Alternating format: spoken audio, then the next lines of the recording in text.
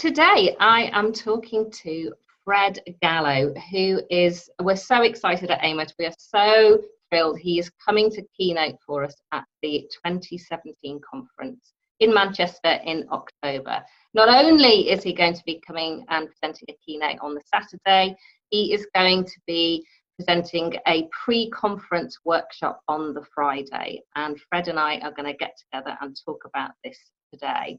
Fred is an energy psychology pioneer. He coined the term energy psychology and wrote one of the very first books on the subject called Energy Psychology. And he studied with Dr. Roger Callahan, the founder of Thought Field Therapy, and has offered trainings in energy psychology for years. He has also written quite a few books. One of those is Energy Tapping for Trauma. A lot of Fred's techniques are absolutely excellent for trauma, and we're going to have a talk to Fred today about his keynote and also about his workshop. Welcome, Fred. Good to see you, Kate. How are you doing?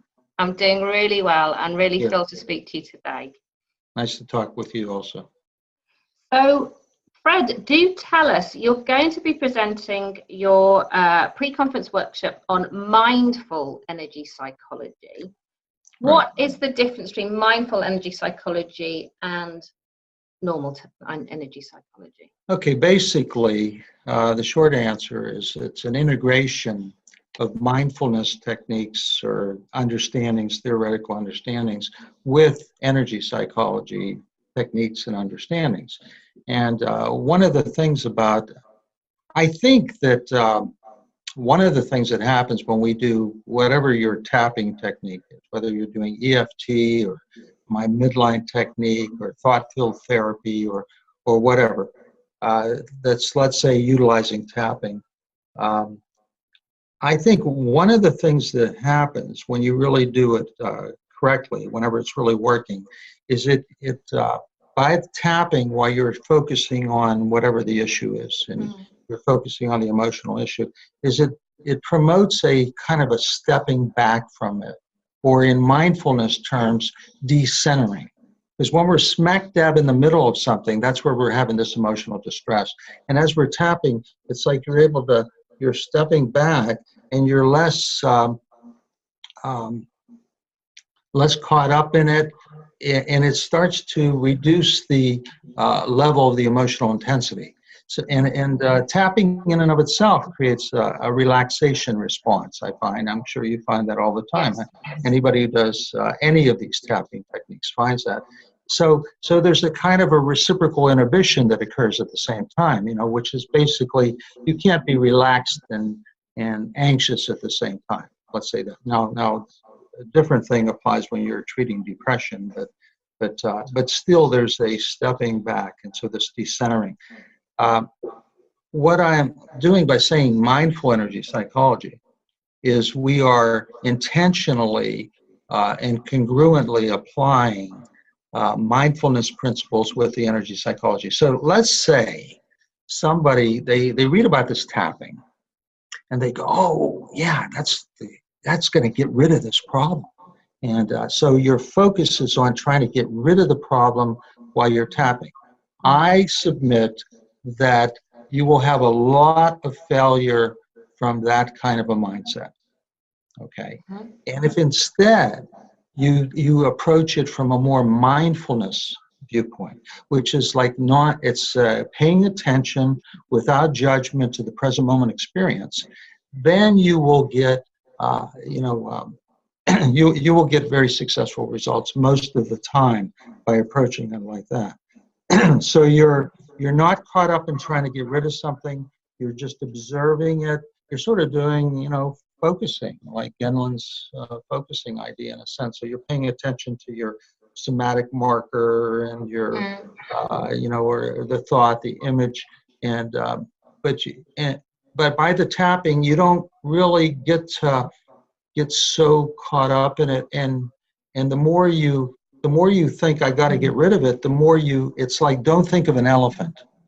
Okay, I got to get rid of it. Don't think of an elephant. You keep going back into it. If instead it's just sort of like, oh, there it is, and I tune in, and you tap, so there's that element. But there's a lot of other things.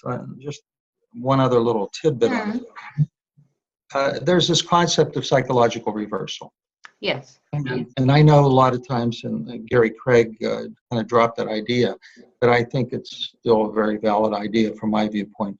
It's that you have a presenting problem, and then there's something behind it that kind of gets it stuck. So it's like I have this anxiety, but then and behind it, I have this very strong belief or this energy that goes, I'll never be able to get over it. And so that's a secondary kind of. Yes. Well, the traditional way that Callahan treated reversal was to have a person say, while tapping on a coin, he would have them say, even though I have this problem, I accept myself. So even though I'm depressed, I accept myself. Now that's a bit of a rejection of the problem too. Okay, it's stating it as a problem, and it's like I accept myself in spite of that I have this thing. So I do a little bit of a shift where you go, I accept myself with these sensations in my body, blah, blah, blah, blah, blah. Lovely. Okay? Yes. Yeah. So it's like it's more compatible with a mindfulness perspective. And because so that's one of the tweaks. And another thing I'll teach in the pre-conference is what I call lovingly the Gallo process. Maybe I could have called it the Fred process. I don't know. but it. I like the Gallo. The Gallo sounds good. The Gallo process. And Gallo. It's funny because Maggie Phillips had said when I Fred, I go, well, wait a second. Gallo means rooster. You know, it's rooster in Spanish and Italian, right? And so it's a wake-up call. Yeah. So, but the process involves things like tapping, observing the sensations in your body, bringing in certain Tonglen elements, okay, and also certain kinds of questions that you ask the person without them answering it. It creates more of a release. And you cycle through this thing. It's a very easy thing to learn how to do, but it's good to see it. Rather than just reading about it or hearing this here, you see the little variations you have to do to kind of hone it in. And so I'm going to teach that and some other elements. And we're going to show how that applies to treating trauma too. Yes. Okay. And but other things. This is applicable to treating physical pain. I treat a lot of people with chronic pain conditions. They come in, we evaluate them. Maybe we're evaluating them for a spinal cord stimulator, which is one of the things doctors refer to me for. But then I take them through my tapping procedure, and very often the pain's gone, okay, or significantly reduced. And then I show the person how to use this, and so I had somebody recently that. After we tapped, he couldn't believe it because he was an elderly gentleman, I think he was in his 80s, and they had done a fusion. So there was this cage around his spine. So he still had the pain, plus he could feel the cage. And after we did my Gallo process with him, he said, I don't feel the cage anymore, and I don't feel the pain anymore. And I said, well, here's the thing, I got to tell you. I don't know how long that'll last, okay? But the good news is that even if it comes back, we can repeat this, and you'll learn how to do this. And so, but right then and there was no pain. And funny thing is, he came back a week later to finish the test I was having him take, and he told my secretary, because I was in Germany at the time doing a seminar, and he came in and he said, I'm going to take the test because I promised Doc that I'd do that, but that tapping works, and I haven't had to use any pain medication either. Okay. So now it isn't 100% of the time. Nothing's 100% of the time. I don't know. Anybody who says they get 100% results either hasn't seen enough patients or they're lying. One or the other. But it helps a lot of people. Yeah. And I find whenever things don't help, like in this seminar, I will teach some variations, things like what I call the waterfalls technique and the midline technique and some various things. I believe in and I guess maybe it's from my NLP background and my studying of Korzybski, but requisite variety. So the more choices you have, the better you're going to get a result for the your clients, your patient, whatever. Anyway, so that's in a nutty nutshell a bit of what I'm going to be covering. Where do I sign up? If I wasn't organising the conference, Fred, I would be there. Sign up now, and you know the seats are filling up. You know, don't wait. Yeah, yeah, it's true. It's true. Absolutely, absolutely. So you're presenting on the Friday, and it's going to be a 9:30 to 5. It's going to be a good long day workshop. We have a couple of coffee breaks, a couple of lunch, but it's essentially a full day with you running through. And are you going to do experiential stuff? Oh yeah. Right. The way it'll look here's how I do things: is I talk. You know, I explain something, I demonstrate it, and then if we have time, I have people get into small groups, or sometimes it's just large group where I'm taking different people through a process, but I give them a chance to have some hands-on experience. So people learn in different ways. Some people learn by listening, some people learn by seeing, some people learn by hands-on. So you're taking all those modalities, and I'm not the only one who does that, but I mean that I think is a good model. And then we come back and process it. What happened? And if it didn't work, okay, I said, let me see that person, and I show how to tweak that. So now, of course, if you really wanted to learn this really, really thoroughly, I mean, you need a few days.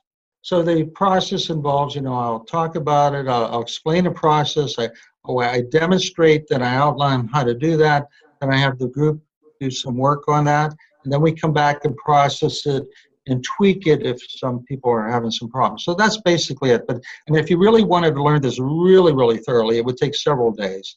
But this is a kind of a crash course in how to do a lot of elements of it. And I know the people there, a lot of these, you know, the people will be attending have a lot of good experience anyway. So I think there'll be fast studies.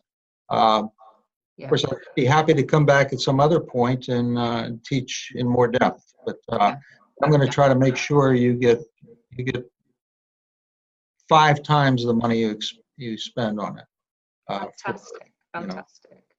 And there'll be tools that they'll be able to take away from the workshop. They'll be able to use themselves. They'll start to use in their own practice, their own work. Yeah, that's my concern. I want to make sure that people can apply this in their own work to help their clients and to support their own living, you know, and help themselves and help their clients and make some money in the process too, you know.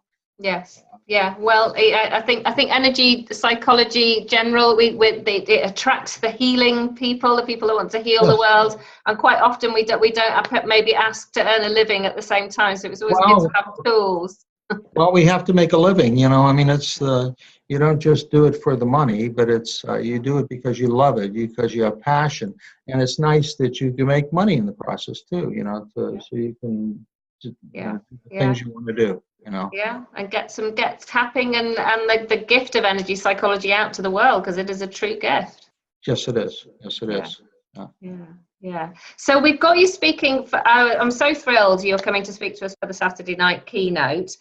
You are a pioneer in energy psychology. We've described you as such. And you're going to do a sort of a past, present, and future, a timeline of energy psychology, because obviously your wealth of experience is incredible. Perhaps you can give us a sneak preview, what you will be doing. Well, I'm going to, you know, trace some of the history. I mean, I was there very early on with Roger Callahan. I actually stumbled on his approach, and this was back in 1992. And when I found out about it, I had read an article that he had written. I thought, this guy's crazy. You know, he was talking about treating addiction, and he goes, and I have a lot of experience treating addiction. I helped to set up an inpatient drug and alcohol program, and I treated addiction from the beginning. I worked in a center for adolescents who had problems like that, starting back in 1970. And so anyway, I read what he says. He says, well, he said, what addiction is a person has an anxiety, and they're using the substance to settle their anxiety. And I go, yeah, I can see that. I can see that. He goes, and it's because there's a disruption in an energy system in the body. And I'm thinking, yeah, the body works according to energy, Yes, yes. But I'm thinking in terms of the brain and nerves and so on at that time. And then he says, and so the solution is to have the person tap under their eyes and tap under their arm. And I thought, what? What are you talking about? And I thought, and then I researched, I tried to find out something about this guy. And I found out that he lived in the desert in California. So I had this image right away of this guy who had this very long beard, scraggly hair. He lived in a hut. And I thought, this poor man, he was a psychologist for all these years. He's trying to help people. Nobody's being helped. And finally, he comes to this delusional conclusion that the solution to resolving psychological problems is to have people tap under their eyes and under their arms. And I just thought, this is crazy. So I put it away. And I'll tell stories like this in my keynote. So what happened was, it was about a month later or something, and I was working with a lady who had an addiction to pain medication, and I was trying typical things I did back then. I was my NLP, and I did something called it was a kind of a visual. It was a cognitive approach where it's you change what you're saying to yourself about this, addiction. So I had her think about her. I said, "What do you like about that?" And she starts talking about her drug, and you could all of a sudden see the change in her that she was really craving. And so I take her through this rational motive imagery kind of thing, and it settled it down. But then when I asked her if she could get it back, she gets it right. Yeah. And I did it a few times, and that was fine. I mean, that made sense. Of course you could get it back. I mean, why couldn't you get it back? I mean, in that paradigm, of course. But then I thought, I remember this crazy guy, who wrote this article. I didn't even remember his name. I said, I read this thing about that. I said, it really sounds kind of crazy, but I don't see where it could hurt you or anything. Would you be willing to try this thing? And so I had her think about the craving, and she's up to like a 10 and the craving. So I take her through tapping. And then it brings the craving way down, and down to like 0. And then I said, now let's see if you can get it back. Well, she gets it back, but she only gets it back up to about a 4. Yeah. And I said, well, really try to get it higher. And she can't get it higher. The other technique, she could get it all the way up there. Here, she's getting a 4. And I said, well, let's do some more tapping. So we tapped more, and we brought it down again, but she could always get it back up to a 4. And then I figured, wait a second, there's something more to learn here. Because I want to know how to get it down to 0 and keep it down to 0. I want to know how to. And so then I reached out to Callahan. I found out he wasn't he didn't have scabies and a long beard and living in a hut. He lived in the desert in California. He lived in Indian Wells, and he was pretty wealthy. Okay, so he was not he was not a burned out hippie, and so I start communicating with him, and I just it just took off, and I just became obsessed with this thing. Okay, and so I just started learning. And matter of fact, then I started back engineering what he was doing, because it was a lot of money to study with Callahan. Okay, if you wanted to have a little bit of time with him, like a few days of getting his training of how he did, it was $10,000, and I didn't have the inclination to give up $10,000. So I studied applied kinesiology, and I studied touch for health, and I just really started doing all this. And then I would call Roger, and we had a good relationship. And I called Roger and I said, Roger, I bet you treat depression this way. And I would tell him, and he'd laugh. And he'd go, how did you figure that out? I said, my ways. And then he says, and I'd say, and I'd say, I bet you treat anger this way. I bet you have a person tap their little fingernail and then tap under the collar. He goes, well, where'd you get that? I said, that's it, right? He goes, yeah, that's right. You know, and because I could figure it out. And so then we had a nice connection. And then I went and I actually, even though I was figuring things out and I had developed a diagnostic procedure, I went to spend time with him.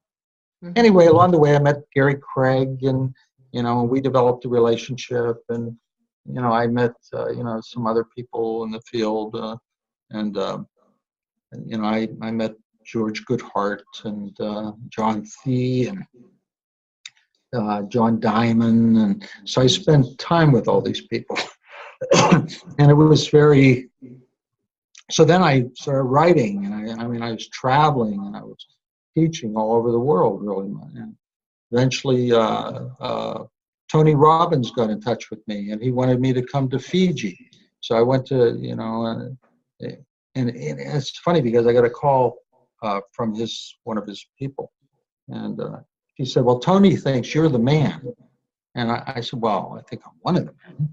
He goes, "No, he says you're the guy. He says you're the man who knows." I said, "Well," I said, "that's a nice compliment." I said, I'll take that humbly that way. I don't think I think I know something, but I'm. And anyway, so then I fly to Fiji and I spend time teaching people there, and I go to Las Vegas and I do the thing with Tony Robbins there, and I go to Africa, and so it was. But there were a lot of things. It was very, very nice. It was. Yeah. And then I had can't something wait to do hear with it all. basically the development of ASIC too, because they coined it, they named it after what I had, and I did the first keynote at that, and so on. So it's been a real adventure. It's been but I went after because I was on a mission. I found this worked so well for people, and I thought this has to get out into the world. It's like. It's wrong to just have it in just your practice, and so it's just too good, and so that's why I started traveling around. And first, you didn't make much money, and I got criticized. And, it's tough being a pioneer because you're going against the paradigm. Okay, you're going against the accepted model, and boy, you get a lot of criticism. Well, we don't get so much anymore. We still get some, but it's not. I don't run into that like I used to. So it was worth it. It was worth it. It's one of the highest human needs is contribution, and it was an opportunity to contribute. And I think everybody in this field wants to do that too. Because we're making a contribution to other people's lives, to the betterment of the world, and that's always wonderful. Absolutely. And So I'm going to be talking about stuff like that. I can't wait, Fred. I absolutely can't. And I've seen you present a couple of times. Now. Oh no. We lost the sound. Your voice got muted. Oh, I'm still here. You sound like Minnie Mouse. Have I gone like Minnie Mouse? Oh no. Well, I was just to say thank you, Fred. And we can't wait to hear you. And we look forward to you coming over, and It's coming in and out. It's coming in and out.